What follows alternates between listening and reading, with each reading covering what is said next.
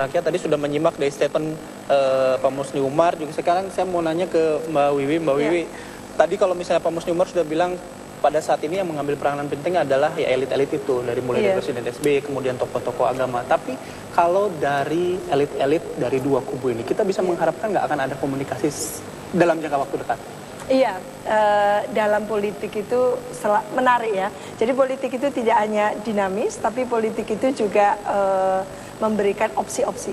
Jadi ketika katakan kubu-kubu itu saling berhadapan, mereka harus siap damai. Ketika mereka damai, dia juga siap perang kan gitu. Oleh karena itu tidak ada lawan dan kawan yang abadi, yang ada kepentingan. Dalam politik seperti itu, dimanapun gitu. Di Indonesia itu menunjukkan bahwa dulu kala gitu ya, di pemilu yang lalu, yang namanya Gerindra juga berkoalisi dengan sangat solid dengan PDIP. Betul. Pemilu 2009, 5 tahun yang lalu, hampir 5 tahun yang lalu, jadi belum 10 tahun. Artinya apa? Sekarang tidak gitu. Artinya memang ini sangat cair gitu. Dan saya percaya bahwa kita punya nilai-nilai budaya musyawarah mufakat. Ketika deadlock, ketika tidak ada seolah-olah tidak ada solusi, para elit ini seperti yang dicerminkan oleh para founding fathers kita ya. Ketika mereka sangat pelik merumuskan bagaimana sepertinya membangun negara ini, mereka juga punya cara yang namanya musyawarah mufakat itu, dengan berbagai kepentingan ya, dengan berbagai isu sara yang ada, dengan berbagai katakan orientasi dan latar belakang yang berbeda itu, mereka bisa duduk bersama, mereka bisa gitu ya menyampaikan silang pendapatnya dan lalu mengerucut pada satu solusi, formulasi kan. Mbak, itu kalau Anda melihatnya memang kedua belah pihak harus duduk bersama atau tetap harus ada pihak ketiga yang kemudian mengajak kedua belah pihak ini, ayo kita bersama-sama apa kemudian yang harus dilakukan untuk rakyat, kemudian ini mau kemana? Ini bagus sekali ya pertanyaannya. Jadi dalam keadaan kesan kita ada berhadapan seperti ini, tidak mungkin, harus ada bridging. Jadi ada yang menjembatani.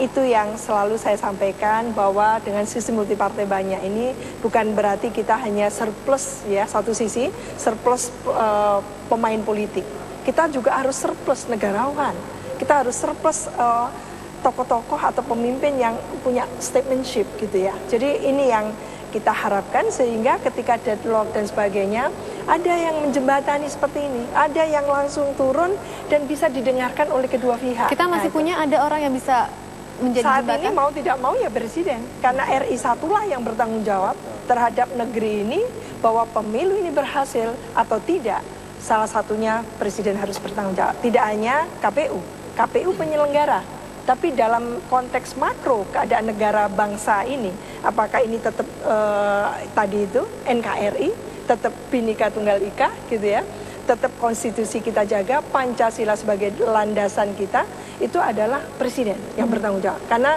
kembali kepada konstitusi, sistem kita adalah sistem presidensial. Yang dilakukan oleh KPU, Mbak Wiwi melihatnya memang sudah on the track ketika ada seluruh pihak dari salah satu kubu kemudian walk out, tidak mau mengikuti rekapitulasi penghitungan suara, memang sudah on the track seperti itu? Iya, saya bisa menangkap bahwa sebetulnya apa yang sudah dilakukan KPU maksimal ya. Dia berusaha, mereka ini baik Bawaslu maupun KPU berusaha untuk profesional dan tidak partisan. Jadi mereka jauh dari partisan. Meskipun kita tahu secara personal mungkin punya keberpihakan, tapi dia tekan partisanship seperti itu supaya tidak muncul. Kalau muncul ini bahaya sekali. Oleh karena itu, kalaupun mereka menyikapi apa yang terjadi sekarang ini mungkin di luar dugaan mereka. Oleh karena itu mereka menyikapinya dengan cara-cara yang sangat seperti business as usual, seperti yang lalu, bahwa ini akan selesai, direkap sampai tuntas, baru diumumkan.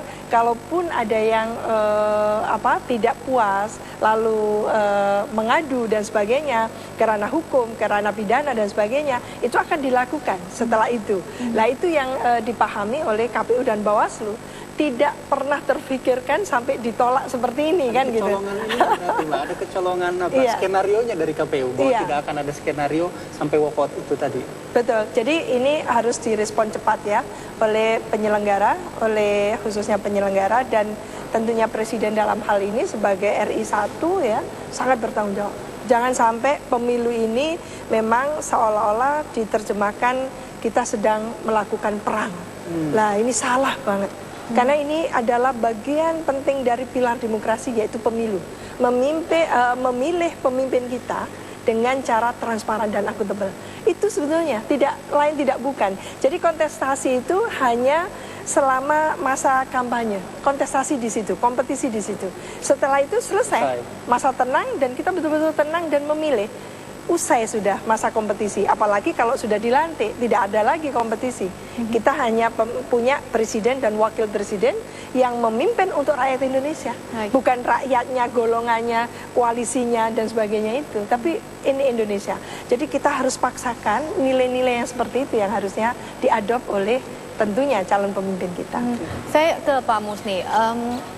Publik tentunya banyak masyarakat yang berharap pemilu ini setidaknya terlihat siapa kemudian yang menjadi presiden tanggal 22 Juli ini. Ternyata kenyataannya jauh begitu ya Pak Musni. Mungkinkah kemudian rekonsiliasi ini tercipta ketika belum kita ketahui siapa yang akan menjadi pemimpin kita?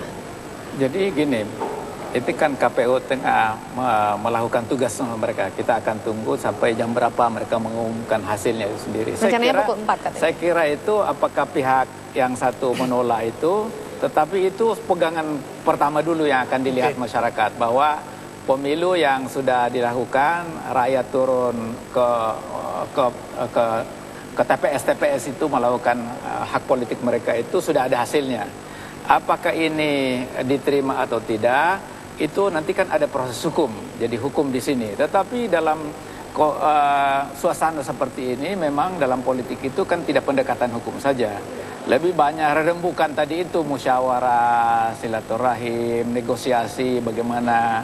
Jadi saya kira di sini barangkali akan terjadi pertarungan di elit itu. Tapi karena ini kan sudah kita lihat seperti berhadap-hadapan, maka tidak ada pilihan, harus ada mediator. Mediator yang paling bertanggung jawab itu adalah presiden, tidak punya ini. Nah, itu barangkali yang memang kita lihat di situ yang akan terjadi. Jadi ini masalahnya bukan berarti tidak akan ada hasilnya. Akan ada hasilnya. Sebentar lagi mereka akan umumkan itu sendiri. Dan kita akan melihat bagaimana respon rakyat, kan begitu Pak. Kalau respon... sebetulnya apa yang ingin ditekankan, saya bisa membaca bahwa sebetulnya jangan sampai muncul uncertainty, ketidakpastian. Ketidakpastian itu tidak hanya akan membuat gundah gulananya rakyat ya, tapi justru tidak menguntungkan bagi kita semua ya, Indonesia tentunya sebagai nation state gitu. Oleh karena itu secepat mungkin, segera mungkin ada semacam kepastian itu bahwa apapun yang terjadi memang harusnya jalan proses itu. Dan kalaupun memang ternyata fakta-fakta hukum yang dimiliki oleh pasangan nomor 1 sangat jelas banyak gitu ya, pelanggaran dan sebagainya, ya silakan. Berarti memang harus ada pemilu ulang seperti yang terjadi di Jawa Timur waktu itu, ketika Mahkamah Konstitusi memutuskan, amar keputusannya itu menyatakan bahwa memang harus diulang. Hampir lebih dari 2 kali. Untuk ketiga kalinya itu hanya untuk wilayah yang mungkin Kabupaten Pamekasan atau Sampang ya, kalau tidak salah seperti itu. Hanya untuk mencapai kita belajar bagaimana berdemokrasi yang benar. Sebetulnya itu. Ini proses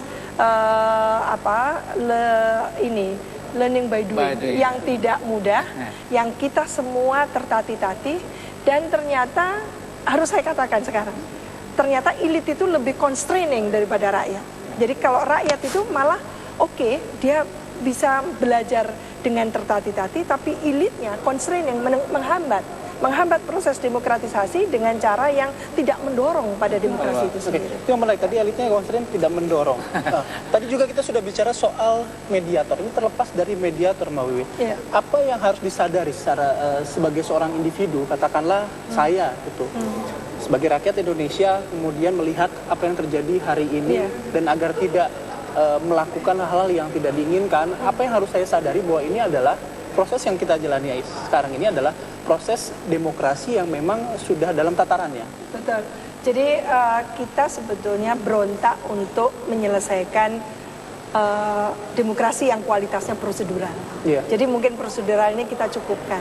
kita ingin beranjak, starting point-nya adalah pemilu 2014 untuk lebih berkualitas. Berkualitas itu dengan meningkatkan partisipasi masyarakat, menjadikan masyarakat lebih rasional ketika memilih, ada pertimbangan-pertimbangan dan sebagainya. Dan tentunya masyarakat juga protes dengan cara ini saatnya untuk mengusulkan calon-calon yang tidak hanya dicalonkan oleh partai saja. Dan itu terjadi.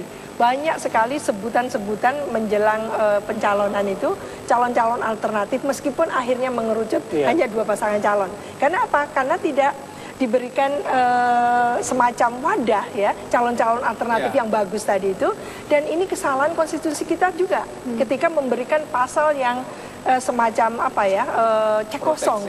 Ya, cek kosong terhadap partai politik, memberikan semacam otoritas penuh pada partai dan gabungan partai politik untuk mengusung calon presiden dan calon wakil presiden. Sementara kriteria parameternya tidak diterahkan. Nah ini sebetulnya awal blunder kita.